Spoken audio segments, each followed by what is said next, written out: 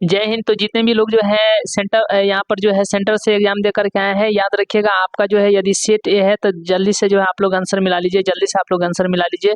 समझ गए, जल्दी से आप लोगों को आंसर मिला लेना है। देख लीजिए यहाँ पर आप लोगों को ध्यान देना है कि सेट ए है, सोशल साइंस का सेट ए है, प्रथम पालिका है, सोशल साइंस है। रक्त और लौह की नीति का अवलंबन किसने किया? तो याद रखिएगा बिस्मार्क ने किया। किसने किया? बिस्मार्क। ऑप्शन नंबर डी हो जाएगा।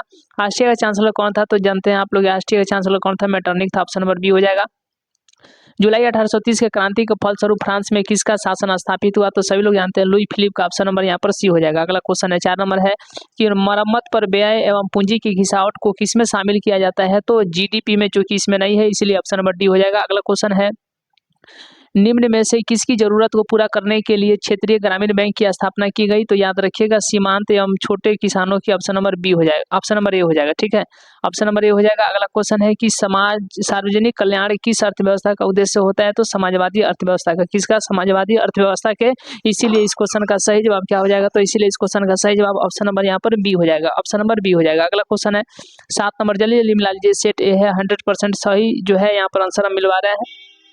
स्वतंत्रता प्राप्ति के पूर्व राष्ट्रीय आय गणना का प्रयास किसने किया था? तो दादा भाई नौरोजी। ऑप्शन नंबर यहाँ पर सी हो जाएगा। अगला क्वेश्चन है कि दोहरी जनगणना की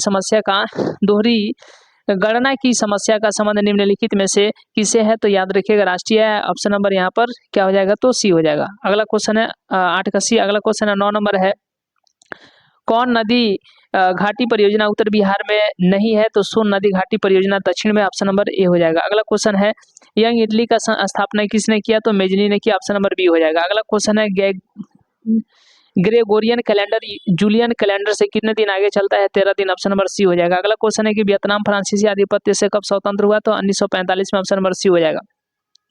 कैप्टन कोंग ले के नेतृत्व में सैनिक सरकार कहाँ बनी थी? तो याद रखिएगा लाओस में। ऑप्शन नंबर ए हो जाएगा। अगला क्वेश्चन है यहाँ पर 14 नंबर है कि किस अधिनियम द्वारा नगरपालिका में निर्वाचित सदस्यों की संख्या घटा दी गई? तो Calcutta Corporation Act. Option number C हो जाएगा। अगला क्वेश्चन है 15 नंबर की महात्मा गांधी जी ने गुरु देव की उपाधि किसे दी? तो याद रखिएगा रविन्द्रनाथ टैगोर को। ऑप्शन नंबर बी हो जाएगा। अगला क्वेश्चन है कि मुसलमानों के लिए पृथक निर्वाचन की व्यवस्था किस योजना के तहत की गई? तो पार्लियामेंट्री सुधार। ऑप्शन नंबर सी हो जाएगा।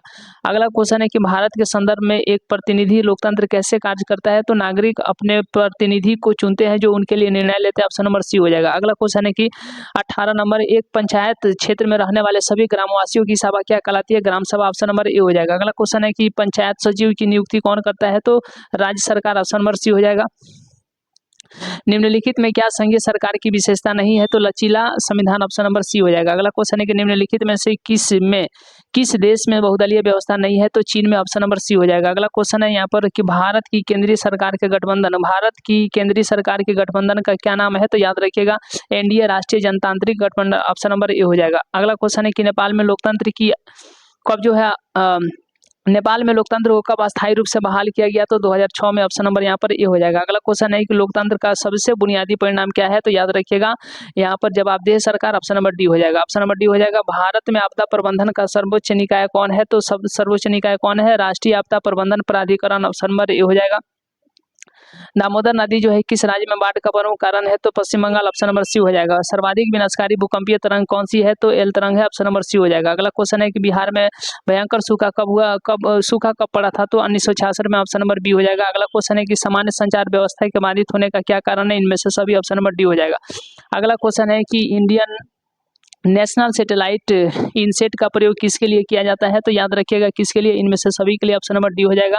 अगला क्वेश्चन है कि कौन सी आपदा धीरे धीरे आती है? सूखा। ऑप्शन नंबर डी हो जाएगा। अगला क्वेश्चन है कि चाय उत्पादन के लिए किस तापक्रम परास की आवश्यकता होती है? 20 से 30 डिग्री सेल्सियस। समझ गए ना? ऑप्शन नंबर बी हो जाएगा। अगला क्वेश्चन है कि खनिज पदार्थों में कौन सा भारतीय क्षेत्र समृद्ध नहीं है? तो गंगा का मैदान। ऑप्शन नंबर बी हो जाएगा। अगला क्वेश्चन है कि एंथ्रासाइट कोयले के संबंध में कौन सा कथन सत्य है? तो यह सर्वोच्च कोटि का होता है। ऑप्शन नंबर ए हो जाएगा। अगला क्वेश्चन है कि सीमेंट उद्योग के लिए किस कच्चे माल की आवश्यकता होती है? इनमें से सभी। ऑप्शन नंबर डी हो जाएगा। अगला क्वेश्चन है कि रबी की फसलें किस ऋतु में बोई जाती है? शीत ऋतु में। ऑप्शन नंबर ए हो जाएगा। गंडक नदी घाटी परियोजना से किस राज्य को लाभ मिलता है? तो इनमें से सभी को। ऑप्शन नंबर डी हो जाएगा। अगला क्वेश्चन है कि हीराकुंड बांध किस नदी पर निर्मित है? तो महानदी। ऑप्शन नंबर यहाँ पर जो है ऑप्शन नंबर यहाँ पर बी हो जाएगा। अगला क्वेश्चन चलते हैं खनिज तेल उत्पादन में कौन देश अग्रणी है? तो संयुक्त राज्य अमेरिका, ऑप्शन नंबर बी हो जाएगा। अगला क्वेश्चन है कि कुल जल का कितना प्रतिशत महासागरों में निहित है? तो 96.5%, ऑप्शन नंबर बी हो जाएगा। अगला क्वेश्चन है कि निम्नलिखित में कौन नरमपंथी नेता थे? तो याद रखिएगा Feroze Shah Mehta, option number A हो जाएगा। अगला क्वेश्चन है निम्नलिखित में से किस बैंक की स्थापना सबसे पहले हुई? पंजाब नेशनल बैंक की, ऑप्शन नंबर सी हो जाएगा। किस पंचवर्षीय योजना के दौरान प्रथम वेतन बोर्ड का गठन हुआ? तो ऑप्शन नंबर ए प्रथम। अगला क्वेश्चन चलते हैं कि 1800 ईस्वी में भारतीय निर्यात में सूती वस्त्र का हिस्सा कितना प्रतिशत था? 30%, ऑप्शन नंबर ए हो जाएगा। निम्नलिखित में से कौन सा पत्र ब्रिटिश सरकार का पूर्ण समर्थक था? तो याद रखिएगा the Pioneer, option number A हो जाएगा। अगला क्वेश्चन है कि ब्रिटिश को बॉम्बे किसने दिया था? पुर्तगाल ने, ऑप्शन नंबर बी हो जाएगा। अगला क्वेश्चन है कि मुद्रण कला का आविष्कार का श्रेय किस देश को जाता है? तो चीन को, ऑप्शन नंबर ए हो जाएगा। अगला क्वेश्चन है यूरोपीय आर्थिक संघ के गठन का सुझाव सर्वप्रथम किसने दिया था? तो फ्रांस के विदेश मंत्री, ऑप्शन नंबर यहाँ पर बी हो जाएगा। अगला क्वेश्चन, दक्षिण का मुख्यालय कहाँ है? तो नेपाल की राजधानी काठमांडू में, ऑप्शन नंबर बी हो जाएगा। अगला क्वेश्चन है कि निम्नलिखित में से कौन चंद्रगुप्त मौर्य के दरबार में आया था? मेगास्थनीज, ऑप्शन नंबर बी हो जाएगा। गांधी इरविन पैक्ट को किस नाम से जाना जाता है? दिल्ली पैक्ट या दिल्ली समझौता, ऑप्शन नंबर बी हो जाएगा। अगला क्वेश्चन है कि खान अब्दुल गफ्फार खान ने किस संगठन की स्थापना की? तो खुदाई खिदमतगार, ऑप्शन नंबर यहाँ पर सी हो जाएगा। अगला क्वेश्चन है साइमन कमीशन में कितने सदस्य थे? 7, ऑप्शन नंबर बी हो जाएगा। अखिल भारतीय खिलाफत आंदोलन के अध्यक्ष कौन थे? Mahatma Gandhi, option number B हो जाएगा। अगला क्वेश्चन है कि गदर पार्टी की स्थापना कहाँ हुई? तो अमेरिका में, ऑप्शन नंबर बी हो जाएगा। अगला क्वेश्चन है कि रूस ने बेस्ट लिटोवस्की की संधि किसके साथ की? जर्मनी के साथ, ऑप्शन नंबर बी हो जाएगा।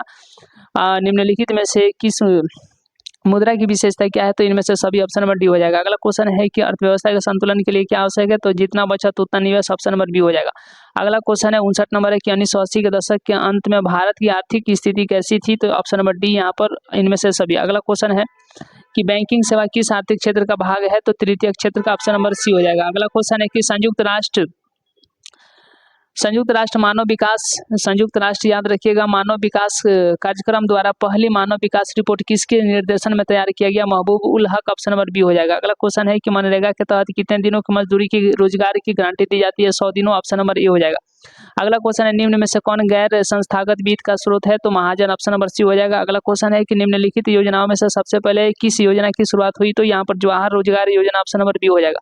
अगला क्वेश्चन है कि निम्न में से क्या आर्थिक गतिविधि नहीं है? तो याद रखिएगा गरीबी, ऑप्शन नंबर सी हो जाएगा। अगला क्वेश्चन है कि भारतीय संविधान की किस अनुसूची में 22 अनुसूचित भाषाओं को जो है स्थान दिया गया है? तो 8वीं अनुसूची, ऑप्शन नंबर बी हो जाएगा। अगला क्वेश्चन है कि निम्नलिखित में से किन 2 केंद्र शासित प्रदेशों को विलय कर दिया गया? तो याद रखिएगा ऑप्शन नंबर सी। अगला क्वेश्चन चलते हैं, स्वतंत्रता प्राप्ति से पूर्व भारत में जो है कुल कितने देशी रियासतें थे? 565, ऑप्शन नंबर ए हो जाएगा। ग्राम रक्षा दल का गठन जो है किस स्तर पर होता है? तो ग्राम पंचायत स्तर पर, ऑप्शन नंबर ए हो जाएगा। अगला क्वेश्चन निम्नलिखित में से कहाँ प्रत्यक्ष लोकतंत्र है? तो स्विट्जरलैंड में, ऑप्शन नंबर ए हो जाएगा। अगला क्वेश्चन है कि निर्वाचन में राजनीतिक दलों के लिए आचार संहिता का निर्माण कौन करता है? तो निर्वाचन आयोग, ऑप्शन नंबर डी हो जाएगा। अगला क्वेश्चन है कि डालमा वन्य जीवन अभ्यारण्य कहाँ स्थित है? तो झारखंड में, ऑप्शन नंबर यहाँ पर सी हो जाएगा। अगला क्वेश्चन है कि भारत में खदानों का बफर स्टॉक कौन बनाता है? तो भारतीय खाद्य निगम यानी FCI, ठीक है ना, FCI, ऑप्शन नंबर यहाँ पर सी हो जाएगा। अगला क्वेश्चन है कि निम्नलिखित में से किस मृदा का निर्माण जो है बेसाल्ट के विघटन से हुआ है? तो लेटराइट मृदा, ऑप्शन नंबर ए हो जाएगा। अगला क्वेश्चन है कि निम्नलिखित में जैव आरक्षित क्षेत्रों में कौन बिहार में स्थित है? तो इनमें से कोई नहीं, ऑप्शन नंबर डी हो जाएगा। अगला क्वेश्चन है निम्नलिखित कौन जो है इस्पात संयंत्र ब्रिटेन के सहयोग से स्थापित हुआ? तो दुर्गापुर, ऑप्शन नंबर बी हो जाएगा। अगला क्वेश्चन है हाजीपुर में किस रेलवे क्षेत्र का मुख्यालय स्थित है? तो पूर्व मध्य रेलवे, ऑप्शन नंबर बी हो जाएगा। अगला क्वेश्चन है बिहार राज्य जल विद्युत ऊर्जा निगम का गठन जो है कब हुआ? तो 1982 में हुआ, ऑप्शन नंबर सी हो जाएगा। अगला क्वेश्चन है अविभाजित बिहार में कौन सा नियोजित नगर था? तो रांची, ऑप्शन नंबर बी हो जाएगा। अगला क्वेश्चन है तलचिन्ह की सहायता से किसी स्थान विशेष की मापी गई ऊंचाई को क्या कहा जाता है? स्थानिक ऊंचाई, ऑप्शन नंबर ए हो जाएगा। अगला क्वेश्चन है, बस हो गया, इतना ही क्वेश्चन है। तो जितने भी लोग जो है ऑफलाइन क्लास से जुड़ना चाहते हैं मोतिहारी में, तो याद रखिएगा इस नंबर पर जो है आपको संपर्क करना है। आप जो है बहुत ही अच्छे तरीके से आर्ट्स के लिए जैसे हिस्ट्री, ज्योग्राफी, पॉलिटी, इकोनॉमिक्स की बहुत ही बेहतरीन तैयारी आपको करा दी जाएगी। तो इसी नंबर पर जो है कॉन्टेक्ट कीजिएगा यदि आपको जो है ऑफलाइन क्लास लेना होगा मोतिहारी में। तो मिलते हैं अगले क्लास में अगले नए सेट के साथ। आप लोग जो है एकदम 100% यहाँ पर जो है आपको सही जो है आंसर दे रहे हैं, आंसर की दे रहे हैं। तो मिलते हैं अगले क्लास में, अगले वीडियो में। तब तक के लिए बहुत बहुत धन्यवाद।